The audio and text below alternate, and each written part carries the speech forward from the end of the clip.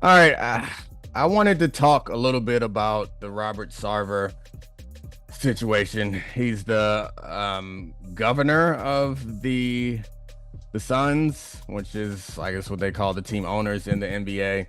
He's being punished because for 1 year, he's banned from all arenas and all NBA and WNBA related things, and also being fined $10 million because the findings in the report from the NBA found that he was guilty, I guess, of creating a inequitable environment for women and guilty of racial slurs, using racial slurs, the N word 5 times.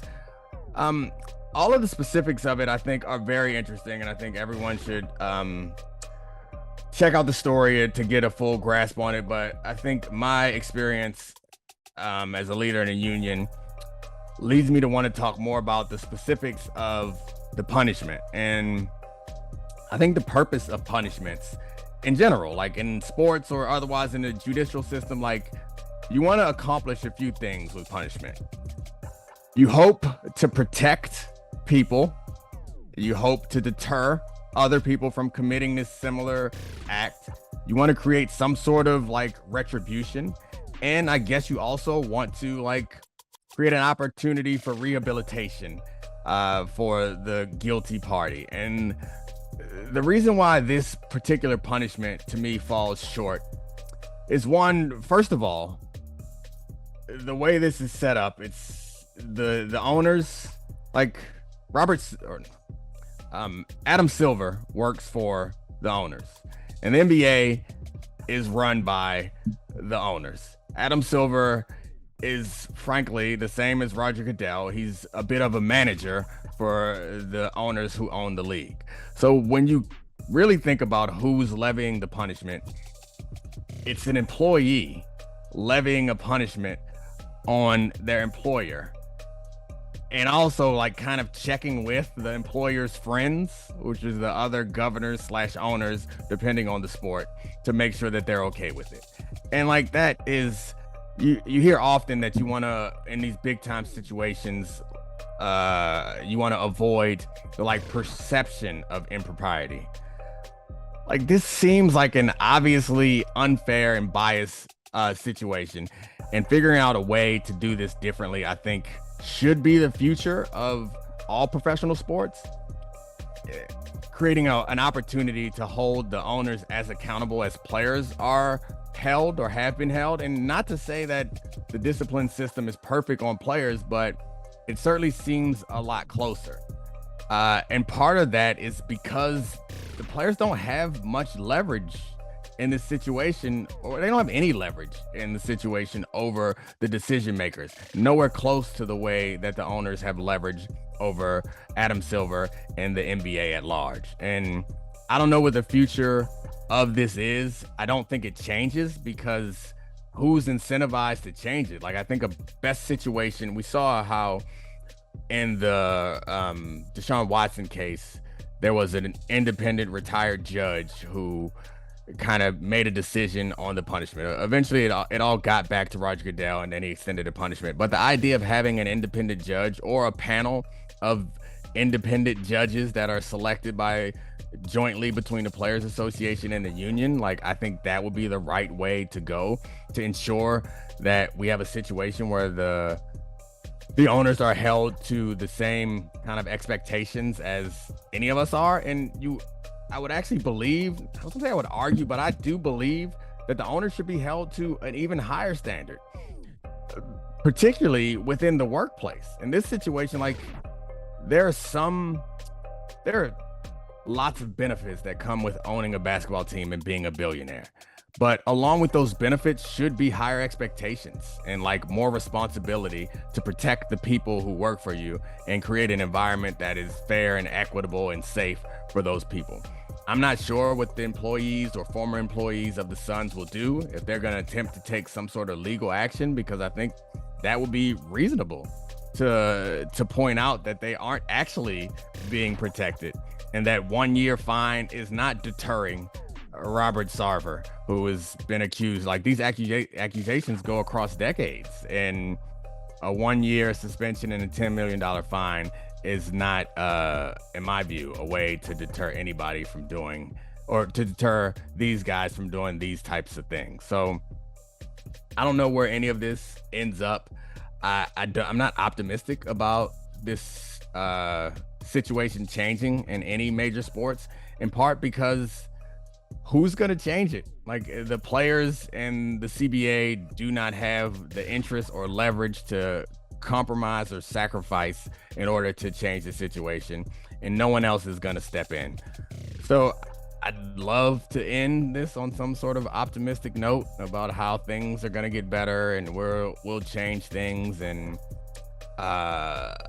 but it won't change unless, frankly, we care enough, because that's what happened with the Donald Sterling situation. Was he lost his team because we made a lot of noise, and we made a lot of noise because we had an audio recording, and there's no reason to suggest that what Robert Sarver is guilty of is less egregious than what Donald Sterling is guilty of, only because, or at least the reaction is different, because we don't have like a smoking gun to point to and yell about and get riled up in the way that we did over Donald Sterling, and the way that the players did over Donald Sterling. So I don't know what the future holds for leagues and how they are going to reprimand owners or try to address their misbehavior, but I certainly think that we're not at a good place right now. This is the Domonique Foxworth Show. To it. It's a big game tonight. It's a big game last week. It feels like we're going to have big games every week, particularly in like the primetime spots, Monday night and Thursday night. But this one is a monster from the AFC West. We got the Chiefs and we got the Chargers. And this like speaks to a bigger conversation that you and I have been having, and how it feels like we have different tiers of quarterbacks. We've always had that, but there's like a brand new tier that was like rare, where like some quarterbacks could reach this level every once in a while. You know, like the best quarterbacks in the league, occasionally they could have a season that was as good as like 4 guys in the league, 4 or 5 guys in the league have every year. And it feels like it's not an aberration. Like, this is the future of the league. You used to be able to win with like a franchise quarterback, like, which is like a good guy. There was a guy you could win with, and occasionally a game he'll like put the team on his back or something. But now we have these, I don't know, Mahomes, Herbert, obviously, Jackson, who else? I mean, I would actually, I almost think the original prototype for Josh Allen, Rodgers. of course. Josh Allen, Rodgers. Rodgers, I know Rodgers hasn't won a Super Bowl in a while, but you're right. Rodgers is that guy, but I feel like Rodgers was the last time that was the last time it was normal. Because Rodgers was that guy, and we were like, oh, that's the guy in this era. Like, before that, it was Peyton Manning. Before that, it was like Dan Marino or John Elway. But and maybe I'm wrong. Maybe this is just like my like messed up perception, but it feels like there's a new level of quarterback in the league. I think there are a few things going on here. One is the way that they're drafting quarterbacks now. And I think a lot of this actually switched with Josh Allen. I really do, because everyone for so long was trying to draft off. You have more college starts, you're going to be a better pro quarterback. You can't teach accuracy, but you can develop, you're physically stronger, get fitter, be able to take more hits, ball placements, everything. And then something like Josh Allen and Mahomes happened, guys who were objectively underdrafted, but at the time we thought they were reaches because of their college performance. And that's like a paradigm shift where it's like, okay, efficient football is throwing the ball. If we get these freak shows, this arm talent in our building, and we can play high margin, efficient football with freakish talent, that's a better risk for us to take drafting. And that's like, I mean, that's like the logic that Kyle Shanahan had for drafting Trey Lance. So I was like, this is a brilliant pick at the time. Cause like, you know, we look at some of the other guys, the guys who you say are former franchise quarterbacks who are now like sort of mid-tier franchise quarterbacks, Honda Civic franchise quarterbacks. And those guys, everything needs to be right around them. Nothing needs to be right. Things need to be right. Nothing needs to be perfect around these guys for them to be awesome. Yeah. And when things are perfect around them, they give us a playoff game like we had Yeah. last year between Allen and Mahomes. And so in this particular game, we have two of those guys. We have Mahomes and we have Herbert. And I think Hmm. the first question is, how do you slow down either guy, or can you slow down either guy? And if one of them can be slowed down, which one will it be? And it's weird because I think that the Los Angeles Chargers have the personnel Yes. to give Patrick Mahomes trouble, but I still kind of feel like Patrick Mahomes is going to win because it's like part of this is the way that people are thinking about quarterbacks and the way that people are drafting, but another part of it is about analytics coming into the game. And here's where it's pretty early to like stumble across the big thought of the week, but or the big thought of the show, which we've been lucky enough to stumble across a few of them each time or each show. But the one that kind of comes to mind for me right now is that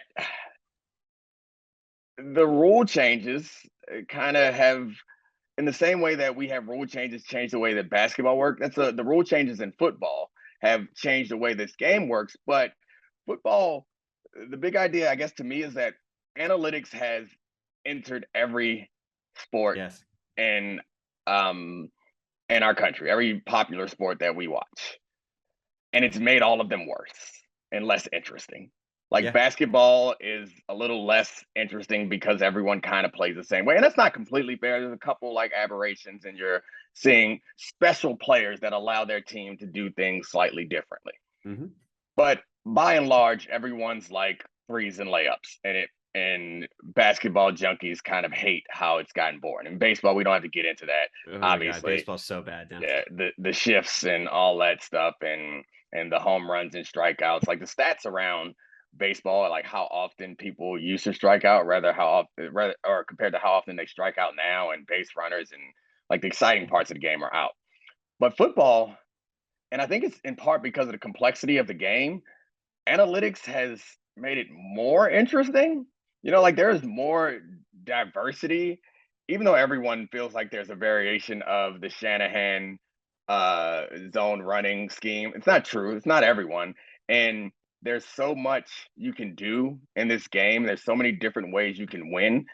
You end up with a more interesting game. And the same thing on defense. There's always a pull to copycat and like homogeneity. There's always some gravitational pull in that for guys to like do, or teams to do more too deep or whatever. But the personnel is so specialized, and there's so many. I think it's probably because there's so many different levers in football, to pull to find advantages, that you can find advantages in different ways. And it makes it smart that if you have players that, like the Ravens are a great example of that, and that what they were doing Yeah. last year is like Exactly. I was they had thinking. a lot of great corners, so they're going to be super aggressive. And they have Lamar Jackson, so they're going to run the ball a lot with the quarterback. And then you look around the league, nobody else is doing that.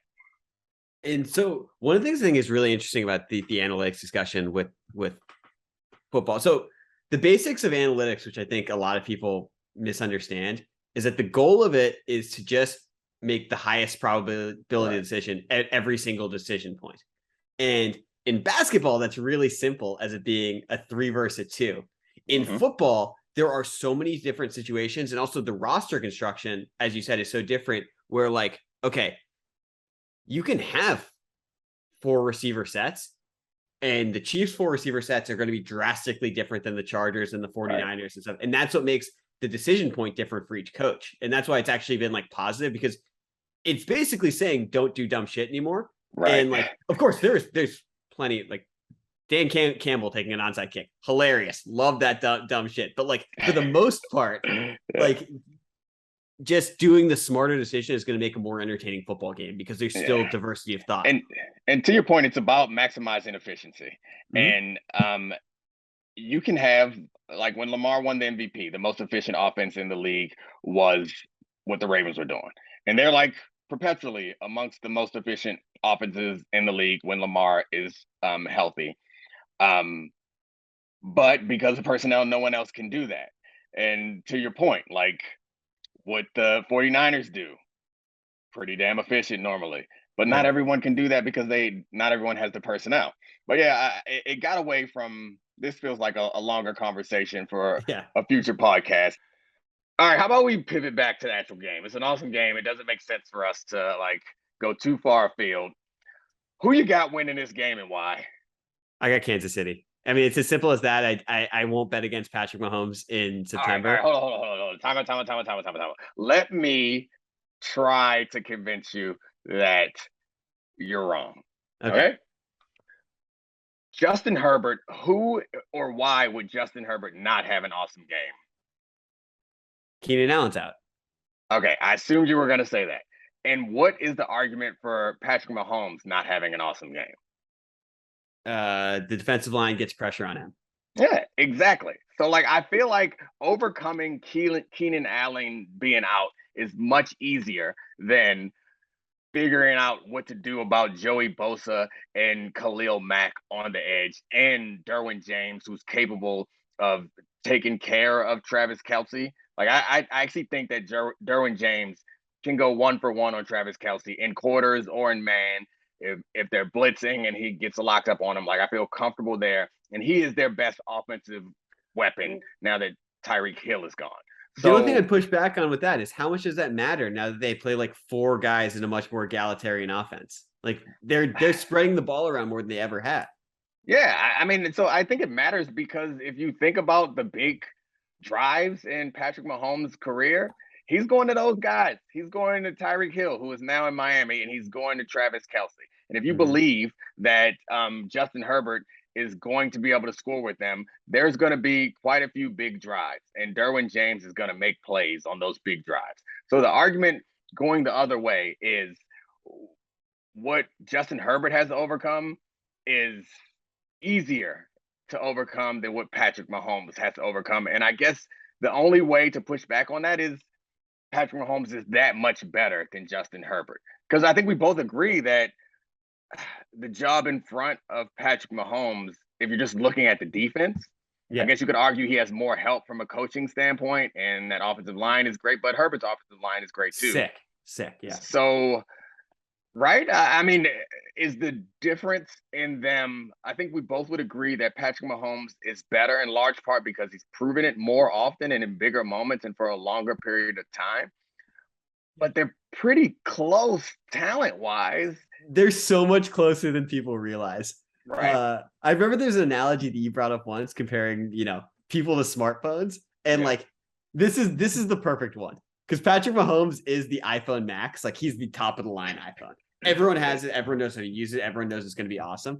Yeah. Justin Herbert's the Samsung Galaxy or the Android smartphone. That's the nerds looking at you, Nina, looking at you, Barnwell, looking at you, other football nerds. You're going to be like, that phone's just as good as the iPhone Max. And you know what people like me say? Nope. Give me the iPhone Max and give me Patrick. You can build these arguments, but I'm taking the one. I know the home button works. I know how the apps work. I'm good. Yeah, that's a perfect analogy. That is Justin Herbert versus Patrick Mahomes. And there is some brand value that comes with Patrick Mahomes. But they're so close that I think that maybe it's the hipster pick or it's the nerd pick or the smart pick.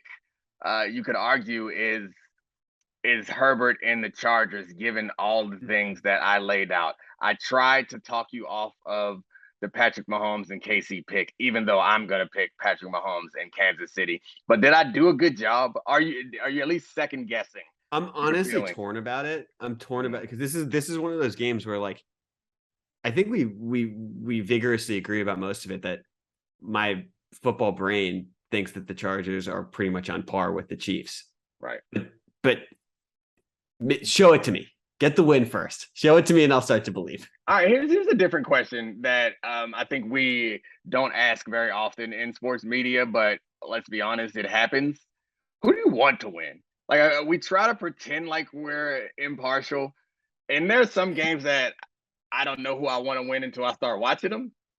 But you have I got to be honest. The reason why I'm trying to talk myself out of Patrick Mahomes' pick is I kind of want Patrick to win. I like Patrick and the story around him. And there's no reason to dislike Justin Herbert. I don't dislike Justin Herbert. I want him to do well also, but I don't want to deal with the storylines of we're passing the torch or he's neck and neck. Even though I know it's true, I don't want to hear it. I want to continue to ride on with Patrick Mahomes being the greatest quarterback in the history of ever. This is so funny because I feel the same way. It's like I end up rooting for greatness because I want to be around to have seen it. And I'm like, that's the thing is like, I want Patrick to keep climbing so I can be like, oh, I saw him, slay this dragon, this dragon, and how sick he's going to be. The other side of that, though, is, what's cooler than one Patrick Mahomes?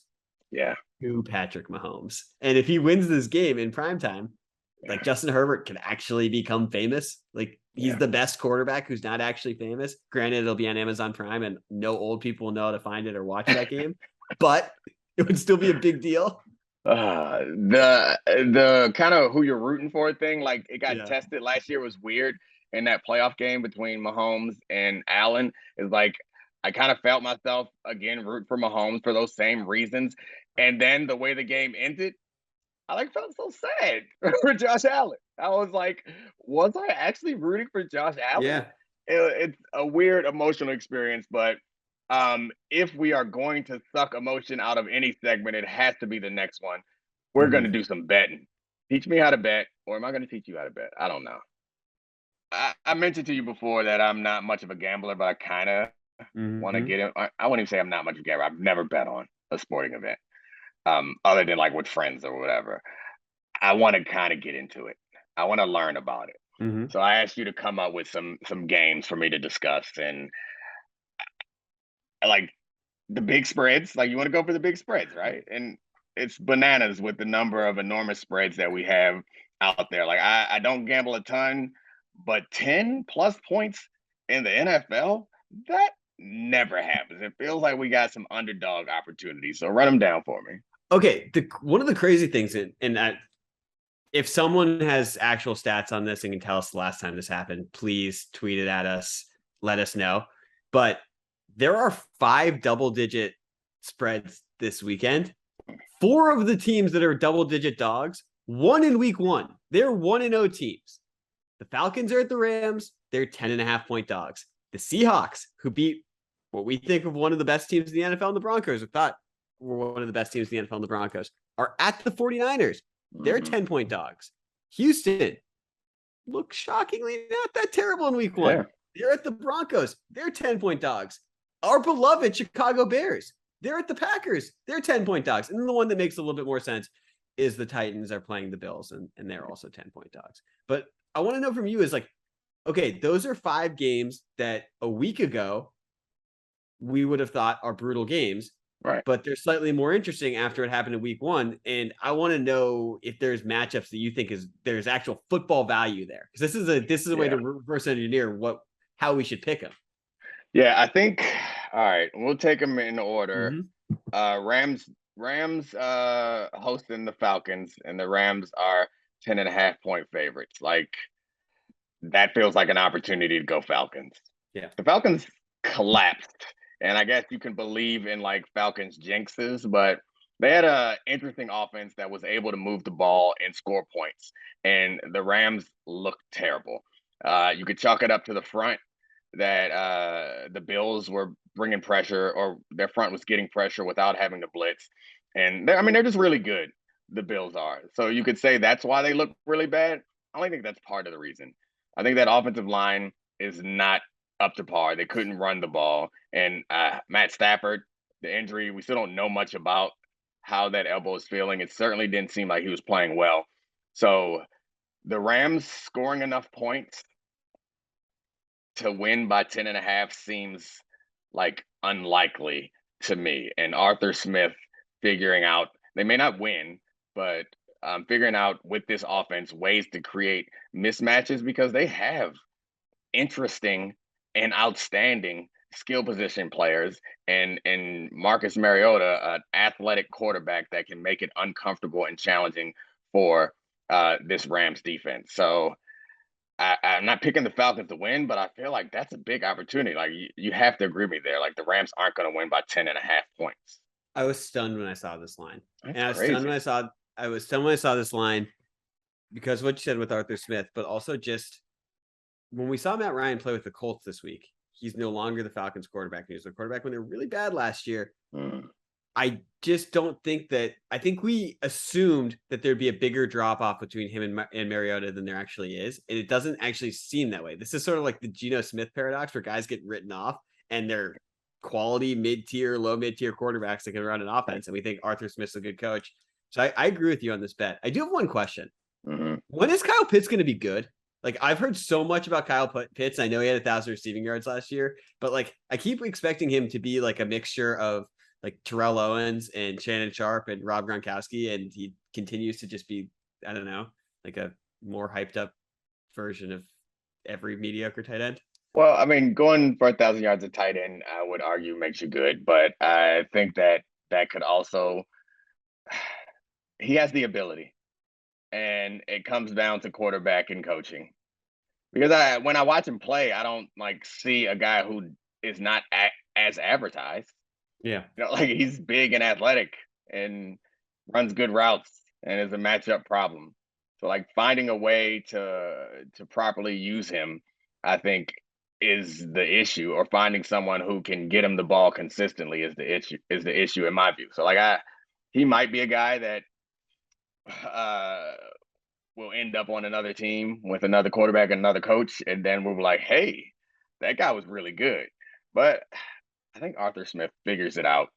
They have the right or they don't have the right quarterback just yet, but I think this might be the year that I mean, it's only the second year though. I know. I'm totally overreacting. And also I'm really overreacting to week one. This is a classic fantasy football overreaction. Like you were supposed to be Travis Kelce.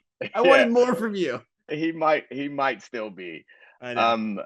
Yeah. So sorry. We're good. To see the rest of my games.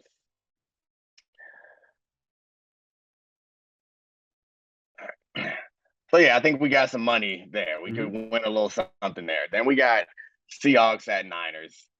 The Seahawks are not as good as the final score of that game suggested. And the 49ers are not as bad as the final score of that game suggested. But I am shocked that they are 10-point favorites. So the Seahawks won in part because Nathaniel Hackett kind of struggled with game management throughout the course of the game and at the end of the game. But what it really comes down to is them turning the ball over in the red zone twice in the second half. Like that was it. The Seahawks defense played pretty well, but they weren't dominating. The Broncos were able to move the ball and should have had a lot more points. And red zone defense tends to be something that is a team is not like particularly good at it. Like there's like levels of good, but it also feels like something a lot like turnovers that can be a little bit random.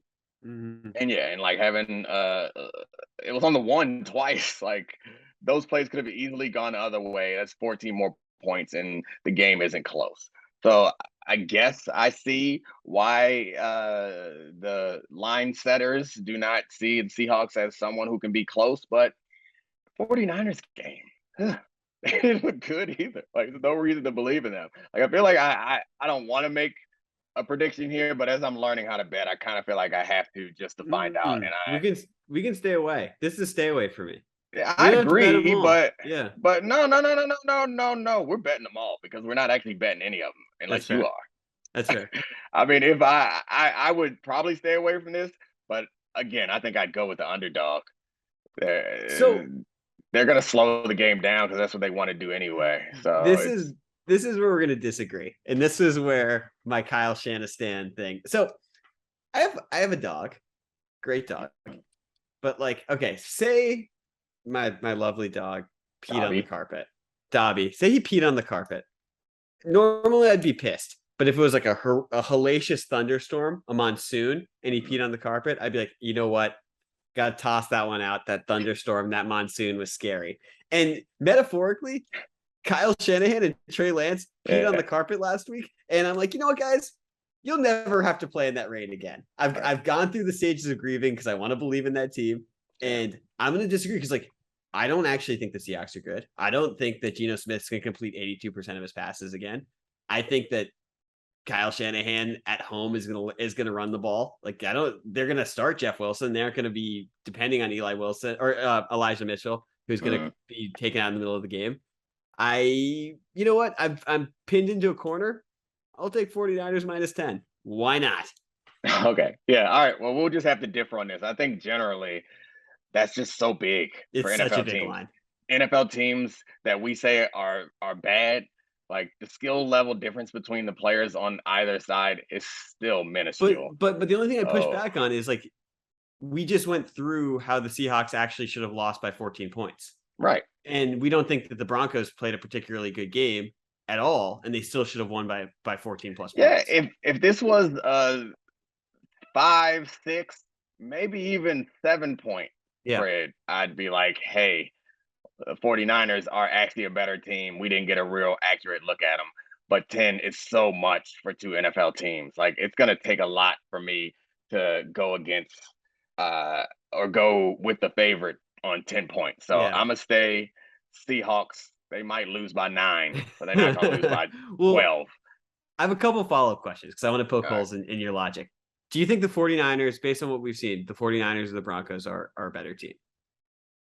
The 49ers or the Broncos? Yeah. I mean, based on what we've seen so far this year, it's the Broncos.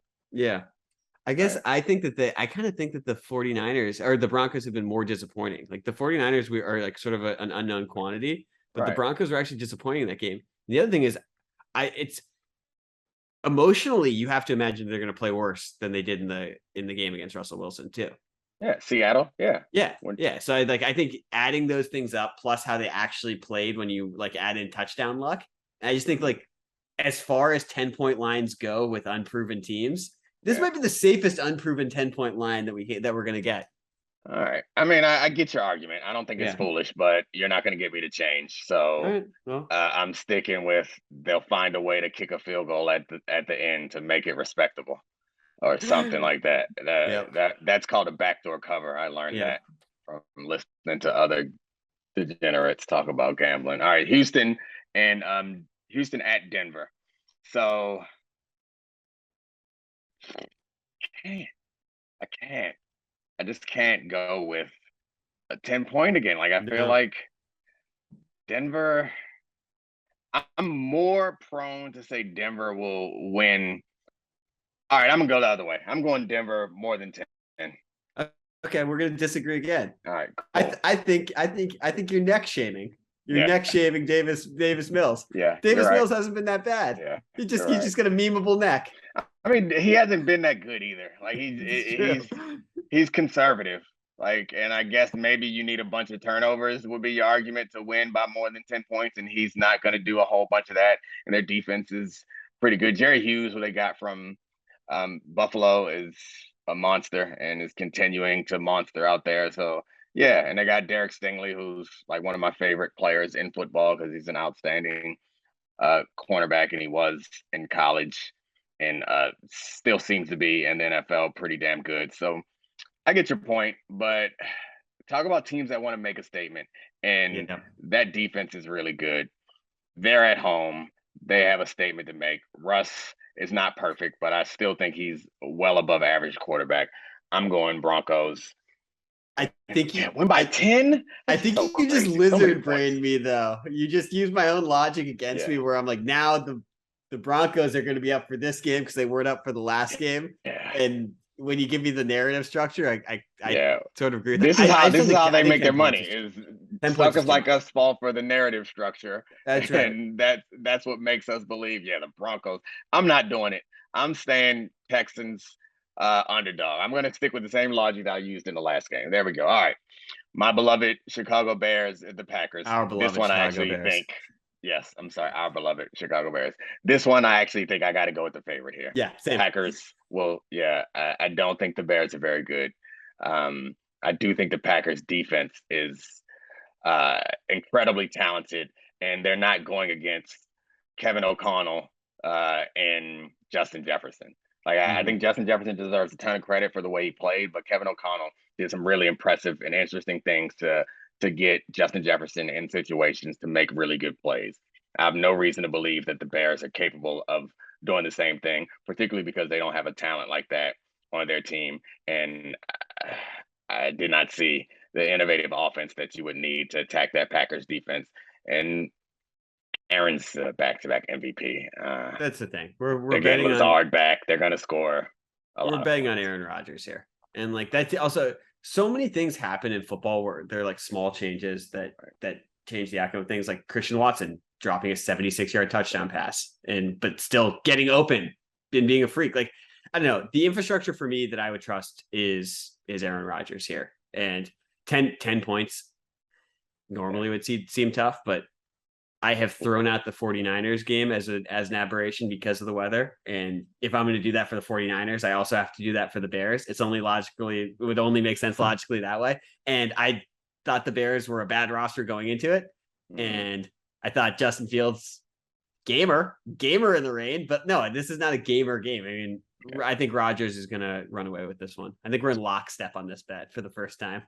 All right. We only got one more. Is it the Bills? That's the last one? Bills Titans. Bills Titans. Yeah, I'm going Bills. Yeah.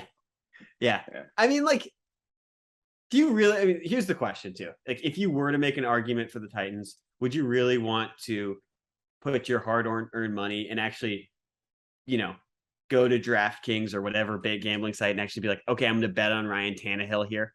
I'm going to bet on like Derrick Henry didn't look good. He was getting touches vultured by Dontrell Hilliard. That was the guy who sort of broke the mold of their offense where, they could still run the ball down by 2 scores. Good Derrick Henry. Doesn't look like that anymore. Maybe I'll be proven wrong in a couple weeks, but I don't want to bet on that against like a mutant like Josh Allen and the Bills who look like they're going to beat everyone.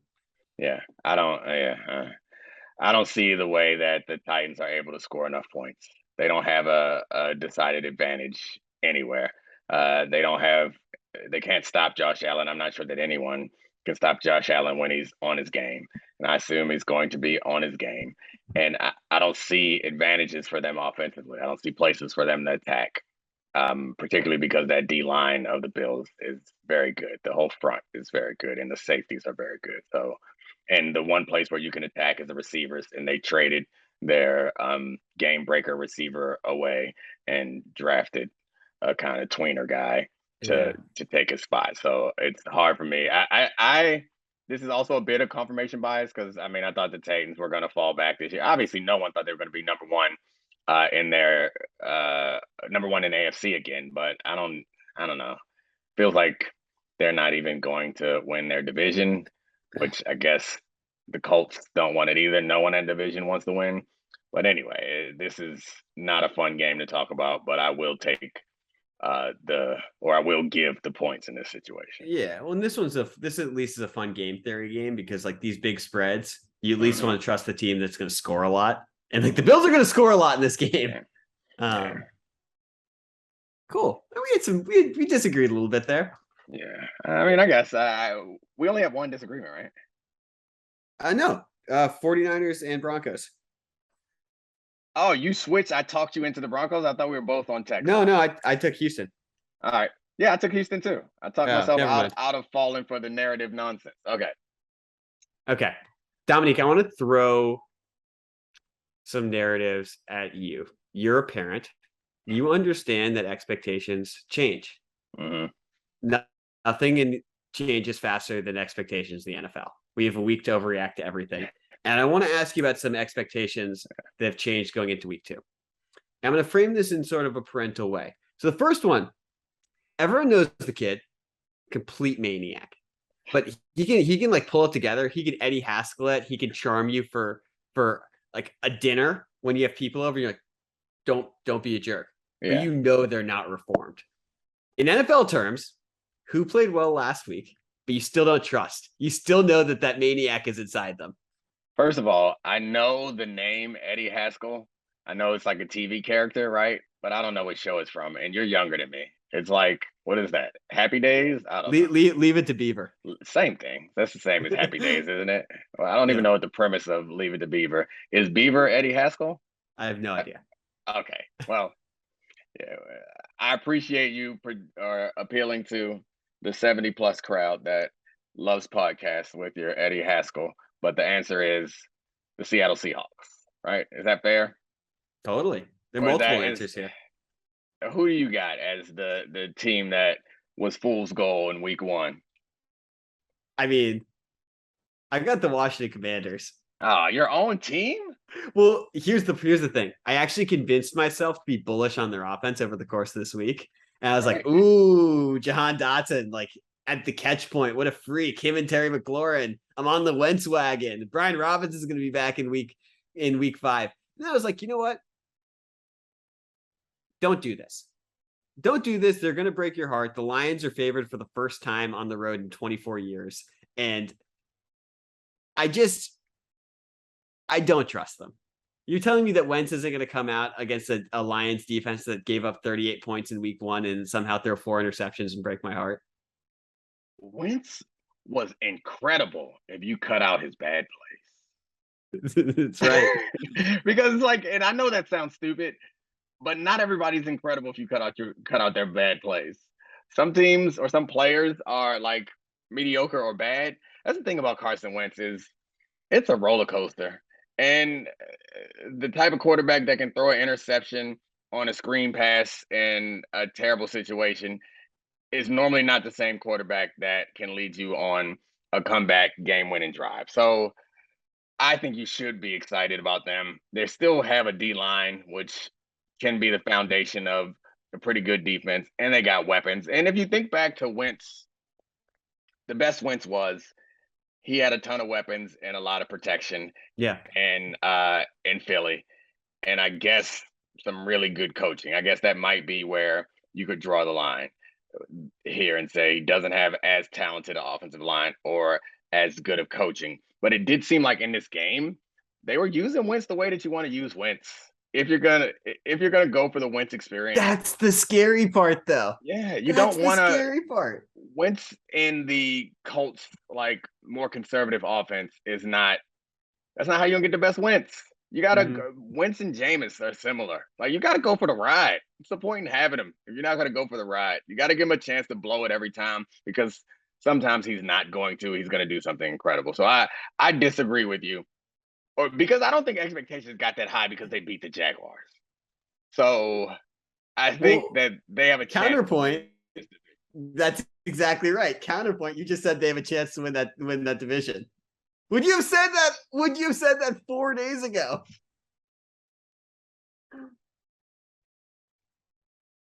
Dak wasn't hurt. No, yeah, you're right. Because I didn't think the Cowboys were going to win a division either. And Washington's not going to win a division because the Eagles are too damn talented. And they are actually a pretty well-coached football team. Mm-hmm. So, yeah, you guys aren't going to win the division. Get your hopes down. Sorry about that. You were right. I take it back. It's okay. It's okay. You're going to have some fun weeks, though. Also, right. I'm like, putting this out there because deep down, my expectations actually are up. And if I just say that they're not actually up, then it'll soften the blow. Okay. Second one. This is sort of the opposite kid or opposite person. Mm-hmm. Who had a bad week 1, maybe went out to a party with their friends, broke curfew, came back, accidentally, knocked over a vase in the kitchen, threw up in the backyard. But you're like, you know what? I'm not mad. I'm just disappointed. You're a good kid. I know you can do better. Who's that player or team for week 2? Do the Eagles count? Of course. Anyone can. Yeah. I mean, because the Eagles actually won and they were not like getting dominated, but like a 3-point win over the Lions. I don't believe in the Lions. And the way that their defense played, their defensive front in particular, was concerning. And I think that they just let me down. I'm not mad. I'm disappointed. They let me down week 1. I know that they can do better. I have higher expectations for them. Jalen Hurts even played really well, I thought. So I'll put the Eagles in that boat. Who else could qualify for it? The Raiders could qualify for it, but because their defense was what I expected to be the big problem, but they had so many turnovers. So I'm not mad. I'm disappointed in their offense. They're going to be better offensively. The Cowboys, they were just as bad as I thought. The Packers, I think, fall into that also, where I'm not mad. I'm disappointed. They're gonna be all right. They're gonna figure it out. Their defense will play a lot better, and Aaron will make these weapons into a more formidable force. Is that it? Did I cover everybody that you covered everyone? You covered everyone except for the one that I think, and we keep going back to it. I think in that same vein, the Broncos are in that too. Yeah. Like I'm just also Russell Wilson's the perfect person that you want to say to. I'm not mad. I'm just disappointed. Like that's the Russell experience. I mean, no, because like they should be really good. Right. That's the thing that I took away from week 1. Even though they lost to that bad team, they should be really good. Russell lost. I felt like this facade of like perfect team, like perfect quarterback thing. I felt like it worked on like the majority of football fans, but I don't feel like it's working anymore.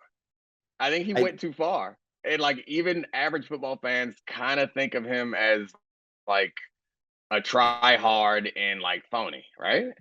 I think he's just like too much exposure to Russell Wilson. Like I don't think anyone thinks he's like a bad guy. He's just a goober. Yeah. He's just like a dork. Yeah, like not a self-aware dork. I actually don't want to sound too mean about it, but like that's just sort of the way I feel about it. Like I think it's when you've ever been around someone who thinks they're smarter than you, but actually is like not. Like I'm not saying that that's Russell, but I think that Russell feels like he's got us fooled. Yeah. And like maybe we don't know who he actually is, but we know he's not this guy. You know? And it just is like unlikable. I don't know. It's a weird situation because he seems so nice and so likable, but he doesn't seem genuine, which only lasts for so long before. I feel like A-Rod is the only one who can pull that off. And he couldn't pull it off for a long time. But right now, A-Rod is in our good graces. And they both have celebrity.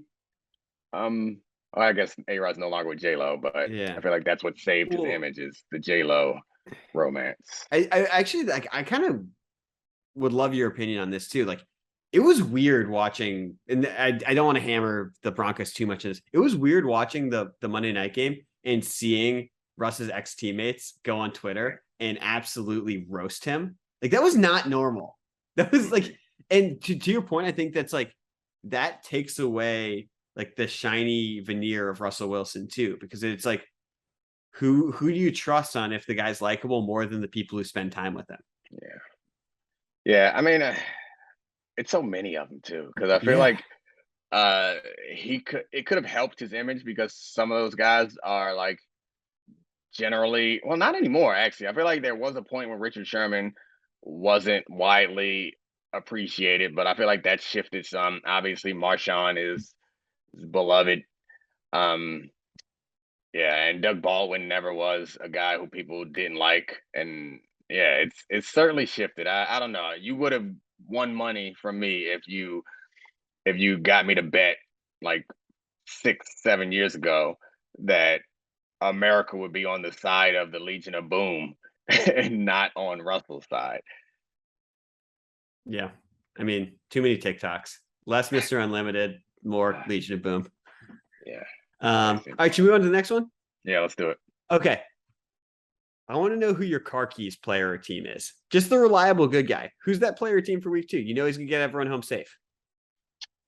All right. Well, I feel a need to find someone different that we haven't talked about because certainly giving my car keys to the Chiefs, the Bills, those teams are the first team that I'm handing the keys over to. I would like to say the Ravens. However, they're playing the Dolphins, and the Dolphins are going to blitz the hell out of them. And the Ravens never really figured out an answer for that while Lamar was in the game last year. And I do believe in the Tua McDaniel collabo. So I don't know. It's like I would be happy to throw the Ravens my keys, but they got a real windy road and it's really late at night and it makes me kind of nervous. Let me see. Like the Eagles are another team. Who do they play this week? The Eagles play the Vikings. Nope. The Eagles play the Vikings. Y'all can't have my keys either. That doesn't feel safe. The Bengals are playing the Cowboys. That feels safe. But I don't trust the Bengals right now. Yeah, I'm gonna throw my keys. I'm gonna throw my keys to Joey B and the Bengals because is that fair? Because I think that the Cowboys are, in this analogy, it is full light outside and they're a straight road and it's just stop signs, no lights, no highways. Like they're gonna get home because the trip is easy, not because the driver is as responsible as you think. Well, okay. I totally agree with that. I think that was one of my picks. The second one, though, I think you're going to disagree with a little bit. I think he fits the concept here, though. I'm going with Kirk Cousins. Kirk Cousins is going to drive that offense to be pretty good this week. Like the Eagles defense didn't look, I'm not saying they're going to win the game, but like the times we've seen Kirk Cousins be good, it's when he's in a Sean McVay, Kyle Shanahan, Kevin O'Connell offense, which he's back in. He's got Justin Jefferson on his team, who has sort of broken my perception of how dominant a receiver can be through 1 week of this season. And I just think he's going to be steady in this game. I think that team is really, really good. Yeah, I mean, I guess, but if we're going with teams that I feel like I can trust, like in this analogy, getting home is winning. Yeah. I don't trust them to beat the Eagles at home. The same way I trust the Bengals to go to Dallas and get a win. I'd love to throw my keys to Tom Brady, but they're playing the Saints and they can't beat the Saints unless they're in the playoffs the last 2 seasons. And Tom Brady also gave us some wild quotes this week. Like let's touch on the Tom Brady quotes for a second. I believe that Tom Brady has shifted to like marketing genius. I don't think that Tom Brady tells us anything that he doesn't want us to know. I think Tom Brady wants to be in the news cycle in order to keep the attention to sell TB12 stuff. Because it's impossible for me to believe that Tom Brady recorded a podcast and released it saying something that would give us or telling us something that seems like genuine and introspective and true about him, like frankly questioning how much he wants to do it. Like he said, I committed to this season, but he also after week 1 is like, man, bumps and bruises, got to reassess things. It just didn't feel like something Tom Brady would want us to know unless he really wanted us to know it. Does that make any sense, or am I talking in circles? No, it does. And like it's like it's really weird because Tom Brady has been really manicured, like you said. So it's like a moment of vulnerability. Just you're guarded against his vulnerability. It's not real vulnerability. Yeah, exactly. That's what I mean. We're saying it's manufactured because everything else has been. It's his podcast. Like it's not like we overheard a conversation that he was having with somebody, or there's like anonymous reports.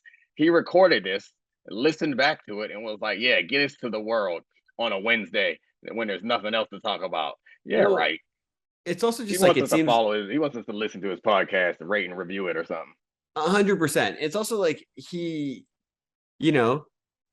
tweeted at him, "Let's go Tom Brady" before the game, and he recorded this podcast, sort of portraying the narrative that tabloids said that she wants out there. Like they're communicating to each other in the most public way, which makes it feel much less real, to your point, like a marketing thing.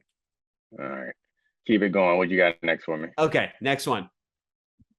You're not hanging out with that kid. You're not hanging out with that player. You're not hanging out with that team. Who's that guy for week 2? I have a strong answer for this. The Bears.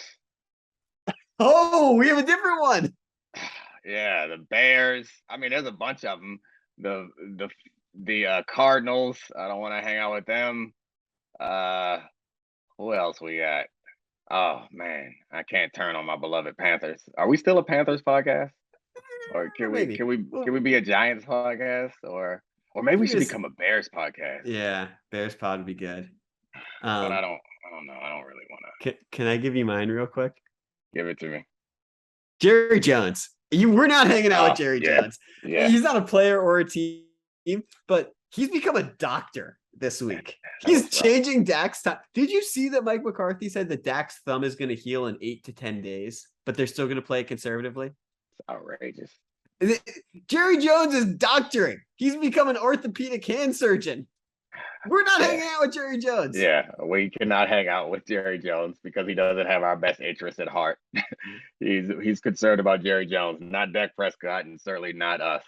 But yeah, I wouldn't hang out with them. I don't know. The Colts make me nervous. Yeah. I don't trust them anymore. It's a lot, surprisingly. There's one whole game, the Patriots versus the Steelers. Well, I can't do that. I have to trust the Steelers, right? They've proven it year in and year out. You got to trust them. Oh yeah, and the Patriots haven't.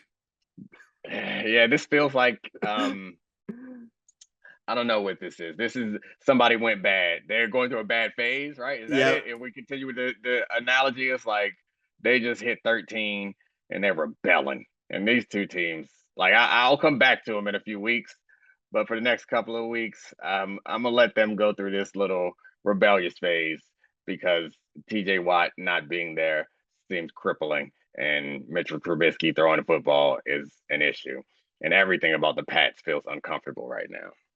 Yeah, with the Patriots, it turns out that having an offensive coordinator, that matters. And, maybe don't spend the most money in the NFL on wide receivers and not even have a number one or a number two. That'd be really look like a bad take from me, saying that the offensive coordinator didn't matter that much. I'm not going to give – there's no apologies coming from me on that one just yet. Give me a couple more weeks and maybe – I'll accept that I was dead ass wrong about that. We'll check back and have a victory lap on this one. And the last one, you've charmed me.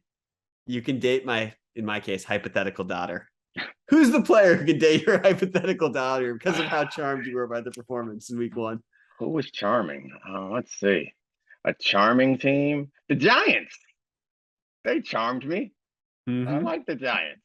They did charm me. Like it was a new version of the Giants that made good decisions. Well, Daniel Jones did still fumble and throw interceptions, so he didn't make those great decisions. But generally, I mean, the Giants were one of my picks early in the season to do better, to be much better. And I'm so proud of them because I was the only person to pick them to win, and they actually won. So I'm charmed by them, and they're hosting the Panthers, who are very beatable. So the charming little Giants. Giants. I didn't even mean that, but what's ironic is your offensive coordinator take about the Patriots was so bad, but also it's so right about the Giants. Like the coaching changes, like they have Dable and Wink, and they're coaching really well on offense and defense now. And it's like, wow, this changes everything. Look at you scrappy, charming little underdog. Apple. My takes weren't wrong. They let me down. I'm disappointed in them. The takes are right. Just the Patriots are wrong. Mm-hmm. For me, my answer, and this is just mostly to double down on this. It's Justin Jefferson. You sort of you won me over as a player. You can't. He had almost 200 yards and 2 touchdowns. That's not charming. All right, fine. You don't get to be charming. Charming is like, I don't know. I feel like at least the way you're explaining it is like it feels underdoggy, Well, like a little bit of a. I have an underdog then, who's another receiver who's dominant, but I think he's the underdog for this one. Steph Diggs. Everyone Google the video of Steph Diggs, who would never be allowed to date your daughter. Just the father of a hypothetical daughter, but Steph Diggs, you're actually my winner here. I love him. He's great. Go Terps. He's so funny and interesting and talented and well-dressed. Mm-hmm. You remember when he had 2 Valentine's Day dates at the same time? Oh, yeah. You don't remember that? No, I do. Man, it's incredible content. Like I'm not much for the social media, but I just decided that I'm going to spend part of this evening scrolling through old Diggs stories on IG, see what he's up to. He's one of the quietest, most interesting receivers in the league. Quiet? Yeah. I think he's much less famous than the other 5 best receivers in the NFL. Yeah. I guess quiet's not the right word. Yeah, Under the radar. Under the radar is the proper term. Yeah, he's as good as it gets as far as I'm concerned. And great. I mean, he was the difference when he got there. It's not a coincidence that Josh Allen went from bad to great when Stephon Diggs showed up. So They extended him recently, didn't they? Or if they haven't, they should, because he's a difference maker. And just like we talked to put a button on this stuff is like we talked about the mutant era of quarterbacks. There's also like 5 or 6 wide receivers that are mind-blowingly good right now, and he's one of them. Yep. All right. I think it's about time to wrap it up. I'm getting excited about watching this game, and I'm really excited. We didn't talk about all the things I was right about last week, but I'll try to be fake humble and pretend like I wasn't clairvoyant on most things, because Oh, Dominique, you were so great. You were totally right about everything. Okay, don't start this. See, I don't mind. I feel like this might be a little too inside of people about our relationship. Is you've been a producer of me on many other programs for a while, and there's nothing I hate more than any producer I've worked with, and there's any friends that I have. I really don't like fake compliments, and I know you don't mean it, so it just makes me mad. It's not a real compliment. Of course, I don't mean it. A week ago, we said that the Bears should trade Justin Fields, or Justin Fields should demand a trade, and that offensive coordinators don't matter. Our takes, right? I didn't say they don't matter.